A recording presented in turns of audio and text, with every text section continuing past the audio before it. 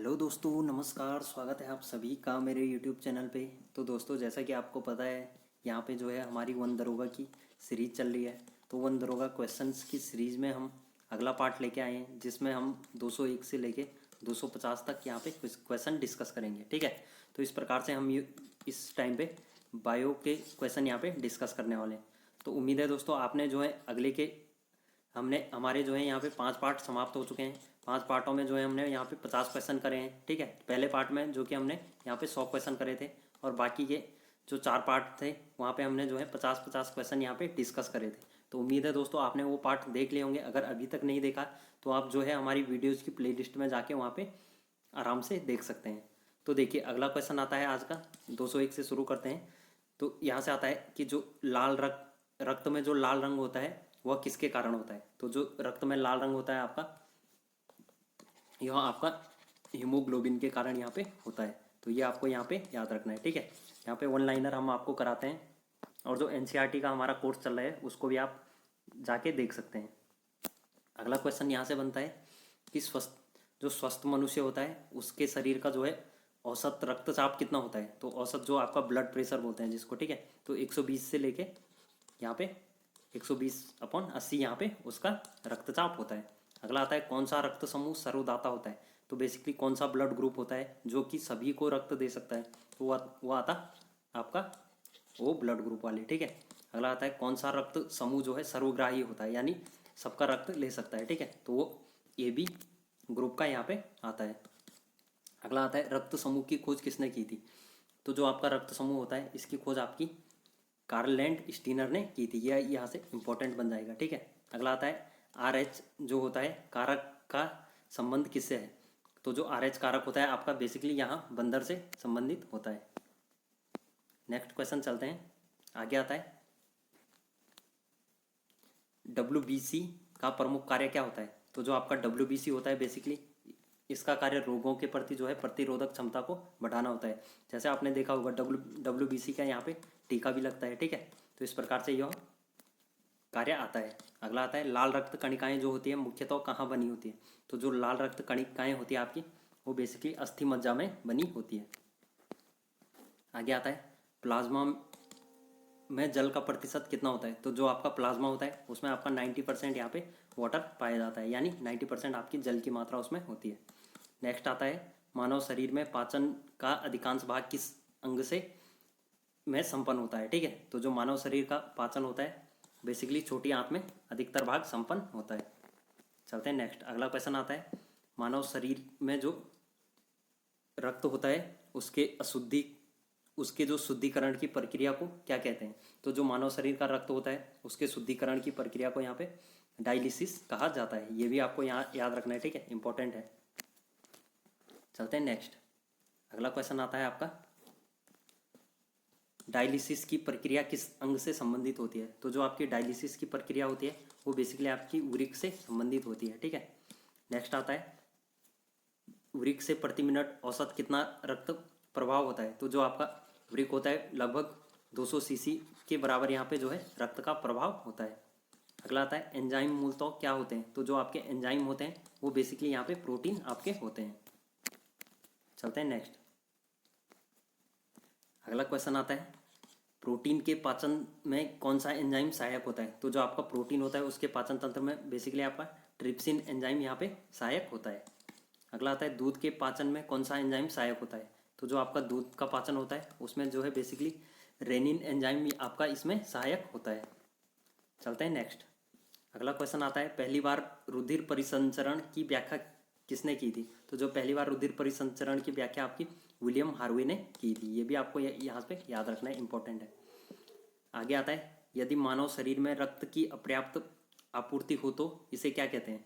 ठीक है, तो मानव शरीर में अगर जो रक्त होता है, जो खून होता है, उसकी मात्रा अगर पूरी नहीं होती है तो उसको बेसिकली यहाँ पे इस्कीमिया कहा जाता है।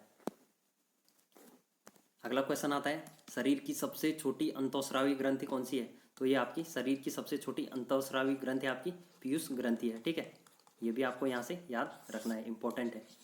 पीयूष ग्रंथि से एक क्वेश्चन आपका बन सकता है।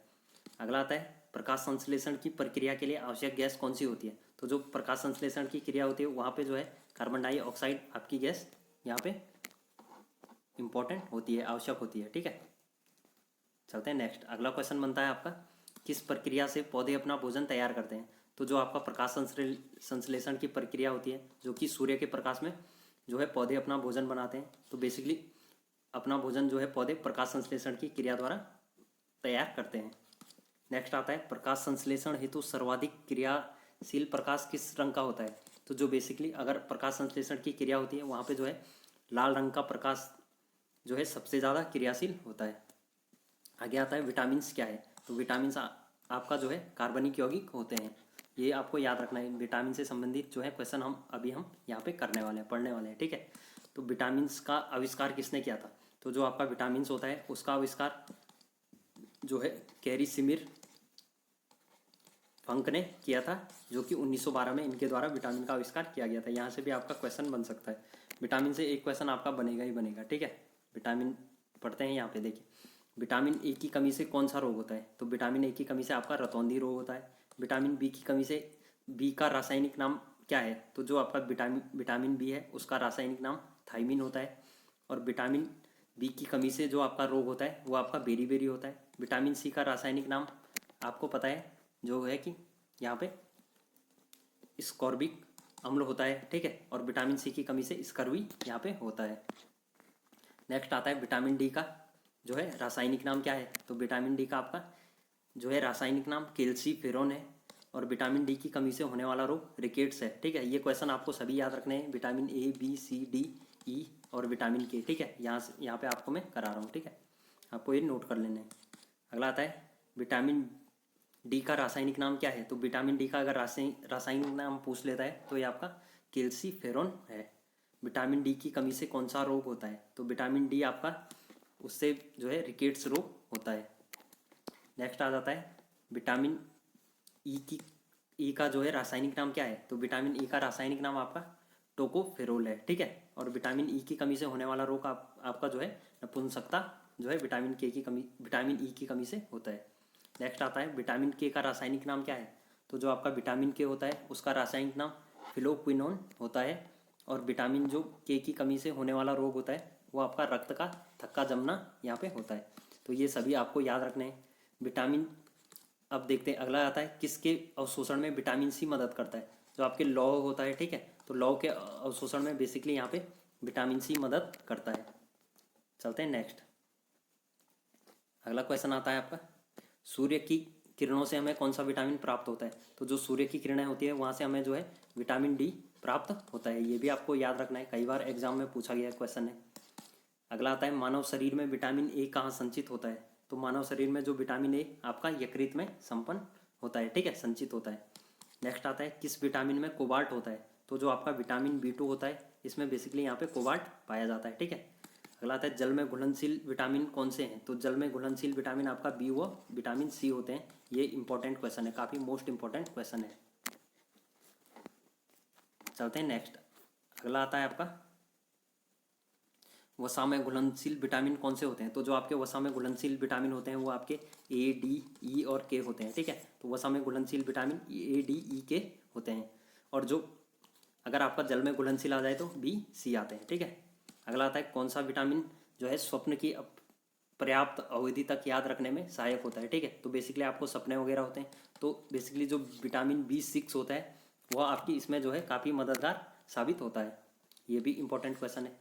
अगला आता है प्रोटीन की सर्वाधिक मात्रा किस में होती है? तो जो आपकी प्रोटीन होता है वो आपका सोयाबीन में प्रचुर मात्रा में पाया जाता है। नेक्स्ट आता है दूध में कौन सा सैकेराइड विद्यमान होता है? तो दूध में आपका जो है लैक्टोज होता है। ये भी आपको याद रखना है। ठीक है, और अगर आ जाए दूध मापी यंत्र तो आपका जो है दूध को शुद्धता मापने के लिए लैक्टोमीटर का यहाँ पे उपयोग होता है। ये भी आपको याद रखना है। अगला आता है दूध किस बैक्टीरिया के कारण खराब होता है? तो जो आपका लैक्टोबैसिलस होता है इस बैक्टीरिया के कारण आपका जो है दूध यहाँ पे खराब होता है। नेक्स्ट आता है दूध का सफ़ेद रंग किस प्रोटीन के कारण होता है? तो जो आपका दूध का सफ़ेद रंग होता है वो आपका कैसीन के कारण यहाँ पे होता है। नेक्स्ट आता है गाय का दूध हल्का पीला किस कारण होता है? तो जो कैरोटीन होता है। ठीक है, कैरोटीन के कारण जो है गाय का दूध आपका सफ़ेद होता है, वाइट होता है। चलते हैं नेक्स्ट। अगला क्वेश्चन बन जाता है आपका मानव हार्मोन इंसुलिन कहाँ उत्पन्न होते हैं, तो जो आपके मानव हार्मोन्स होते हैं वो आपके बेसिकली अग्नाशय में उत्पन्न होते हैं। ये भी आपको याद रखना है, इंपॉर्टेंट है। नेक्स्ट आता है कौन सा रक्त समूह जो है सर्वदाता होता है, तो बेसिकली आपका जो ओ ब्लड ग्रुप वाला होता है वो आपका सर्वदाता होता है। ठीक है, ये भी आपको याद रखना है। चलते हैं नेक्स्ट, आगे आ जाता है आयोडीन युक्त हार्मोन कौन सा होता है, तो जो आपका आयोडीन युक्त हार्मोन होता है वो आपका थाइरोक्सिस होता है। ठीक है दोस्तों, इसमें आज 75 क्वेश्चन है। ठीक है, तो आप आज हम पूरे जो है 75 क्वेश्चन यहाँ पे करने वाले हैं। ठीक है, तो पूरे यहाँ पे कवर कर लेते हैं। नेक्स्ट आता है गाय और भैंस का दूध लगाने के लिए किस हार्मोन की सुई लगाई जाती है, तो जो आपका गाय और भैंस का दूध होता है इसको लगाने के लिए बेसिकली आपका ऑक्सीटोसिन की सुई लगाई जाती है। ठीक है, नेक्स्ट आता है कौन सा हार्मोन जो है लड़ो हार्मोन कहलाता है। ठीक है, लड़ो हार्मोन आपका जो है एड्रीनेलिन हार्मोन कहलाता है। नेक्स्ट आता है पोलियो किस से होता है, तो पोलियो जो आपका होता है पोलियो माइटिस विषाणु से होता है। तो ये आपका जो है काफ़ी कॉमन नाम है पोलियो आ गया आपका पोलियो माइटिस विषाणु। चलते हैं नेक्स्ट, अगला क्वेश्चन आता है आपका पोलियो की टीके की खोज किसने की थी, तो जो आपके पोलियो की टीके की खोज की थी वो आपका जॉन साल्क ने करी थी। नेक्स्ट आ जाता है एड्स के लिए उत्तरदायी विषाणु कौन सा है, तो जो आपका एड्स है HIV एड्स होता है। ठीक है, तो उसके लिए बेसिकली HIV विषाणु आपका उत्तरदायी होता है। नेक्स्ट आ जाता है डॉक्टरों द्वारा मरीजों के उदर के अंदर का परीक्षण जो है एंडोस्कोप द्वारा किया जाता है। यह किस सिद्धांत पर कार्य करता है, तो जो आपका एंडोस्कोप होता है वो पूर्ण आंतरिक परावर्तन के सिद्धांत पे कार्य करता है। नेक्स्ट आ जाता है आयोडीन की कमी से होने वाला रोग, ये आपका घेंगा होता है। ठीक है, आयोडीन की कमी से, काफ़ी कॉमन क्वेश्चन है, इंपॉर्टेंट भी है। नेक्स्ट आ जाता है वृद्धिकर हार्मोन किस ग्रंथि द्वारा बनाए जाते हैं, तो जो आपके वृद्धिकर हार्मोन होते हैं वो बेसिकली आपका पीयूष ग्रंथि द्वारा बनाए जाते हैं। ये भी आपको याद रखना है। नेक्स्ट आ जाता है पीनियन ग्रंथि कहाँ होती है, तो जो आपकी पीनियन ग्रंथि होती है वो आपकी मस्तिष्क में होती है। अगला क्वेश्चन है वर्णांधता में मनुष्य किन रंगों में भेद नहीं कर पाता है, तो बेसिकली जो आपको मनुष्य में जो है वर्ण की अंधता होती है तो वो लाल और हरे रंग में बेसिकली यहाँ पे डिफरेंस पता नहीं कर पाता है। ठीक है, भेद यहाँ पे पता नहीं कर पाता है। अगला क्वेश्चन आ जाता है जो वर्णांधता की खोज थी वो किसने की थी, तो वो आपकी हॉर्नर ने की थी, यहाँ पे देख सकते हैं आप। नेक्स्ट आता है पृथ्वी पर विशालतम जीवित पक्षी कौन सा है, तो विशालतम अगर जीवित पक्षी की बात करें तो आपका शुतुरमुर्ग होता है जो कि आपका अफ्रीका में पाया जाता है। नेक्स्ट आ जाता है पृथ्वी पर सबसे छोटा पक्षी कौन सा है, तो पृथ्वी पर जो सबसे छोटा पक्षी होता है वो आपका गुंजन पक्षी होता है। ठीक है, नेक्स्ट आ जाता है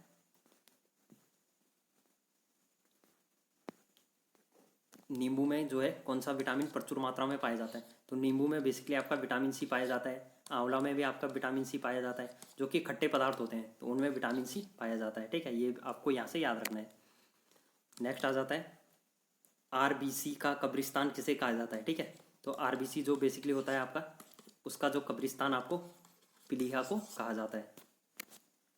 नेक्स्ट आ जाता है अस्थियों और दांतों में कौन सा रासायनिक द्रव्य मौजूद होता है, जो आपकी अस्थियाँ होती है और दांत होते हैं उसमें कैल्शियम फास्फोट होता है जिसके कारण ये क्या होते हैं वाइट रंग के होते हैं। ठीक है, तो यहाँ पे क्वेश्चन एक और बन जाता है कि जो दांतों में जो है कौन सा रासायनिक पदार्थ मौजूद होता है जिससे कि दांत सफ़ेद होते हैं, तो ये आपका कैल्शियम फास्फोट होता है जिस कारण आपके दांत वाइट होते हैं। नेक्स्ट आ जाता है मानव शरीर की जो अधिकांश ऊर्जा किससे प्राप्त करता है, तो जो मानव शरीर होता है वो आपका बेसिकली कार्बोहाइड्रेट से अधिक ऊर्जा प्राप्त करता है। ठीक है, तो ये भी आपको याद रखना है, कार्बोहाइड्रेट से अधिकांश ऊर्जा प्राप्त करता है।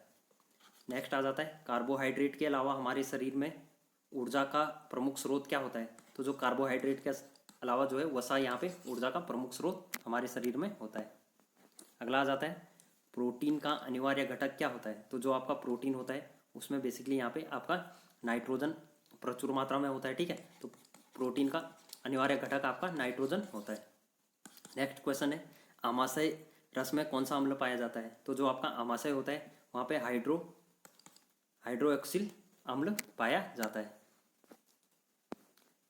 अगर आगे आता है ये क्वेश्चन यहाँ पे दिया हुआ है वसा में घुलनशील विटामिन कौन से होते हैं। ठीक है, तो जैसा कि मैंने आपको बताया था EADE तो अगला क्वेश्चन आ जाता है आपका शरीर में सर्वाधिक जो है प्रबल अस्थि कहाँ की होती है? तो जो आपकी शरीर में सर्वाधिक प्रबल अस्थि होती है वो आपकी जबड़े की अस्थि होती है।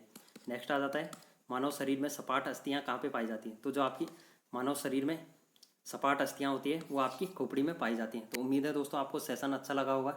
आपने जो है यहाँ से काफ़ी ज़्यादा क्वेश्चन यहाँ से जो हमने कवर कराए हैं आपको वो सारे क्वेश्चन कर लिए होंगे। तो दोस्तों जैसा कि आपको पता है हम यहाँ पे वन दरोगा की प्रॉपर तैयारी कर रहे हैं। एक तो हम एनसीईआरटी से पढ़ रहे हैं जिससे हमारा जो है यहाँ पे सिलेबस एक साइड से कंप्लीट हो रहा है और दूसरी साइड से हम जो है यहाँ पे क्वेश्चन सीरीज यहाँ पे लगा रहे हैं। ठीक है, तो क्वेश्चन सीरीज से जो है हमारे क्वेश्चन यहाँ से होते रहेंगे। ठीक है, तो एक साइड से हम जो है आपका क्वेश्चन कर रहे हैं और दूसरे साइड से हम जो है एनसीईआरटी की बुक कवर कर रहे हैं। तो उम्मीद है दोस्तों आपको आज का सेशन अच्छा लगा होगा। आज हमने जो है 75 क्वेश्चन बायो के यहाँ पे डिस्कस करें।